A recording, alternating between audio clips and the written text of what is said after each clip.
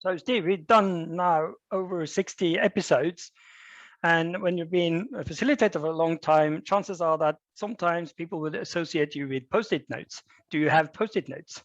Oh yes, I get post-it notes for Christmas. I got given these bear-shaped post-it notes one year. They're absolutely lovely. I don't really use them for very much, but they're a lovely thing. You've come across the post-it note training course, right? Yes, sir. This is not our content. I don't know whose it is. If you own this content, then apologies to you and snaps for you. I think it's kind of free stuff going around, but it starts with opening a packet of post-it notes. Because Okay. everybody's been in a situation where you try to open that packet with plastic and you can't do it. And here you are, and you're trying to find the corner of the plastic to open the sticky notes. Okay, squeeze like that, pop and see, and then it just pops it out, and then you can open it like that. Dead simple. Squeeze the post-it notes at the top, and it's out like that. Perfect. That's step one of your how to use a post-it note.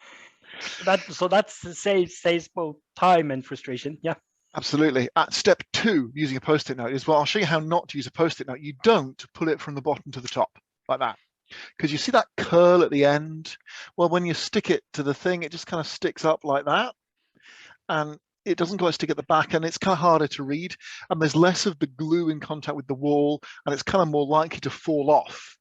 And you don't want that. You don't want that. So all those, I once did this, and it was in a workshop, and I came in the following day, and all the ideas had drifted to the floor like autumn leaves. It was like some mandala being destroyed at the end of the thing. So instead, peel from side to side like that. You get a little bit of a curl on the corner, but when you stick it there, it sticks pretty flat and pretty true. Easier to read, less likely to come down. One colleague of mine, she does a pull down technique. She pulls it down like that very quickly and hard. That's an advanced level, but that avoids that little corner there isn't even up there. It's there like that, flat down.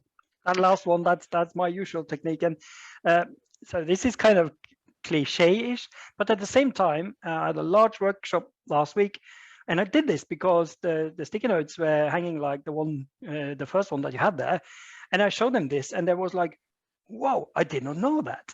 And that became kind of a thing that people were discussing. So it's useful to know, and it tidies up those post-its.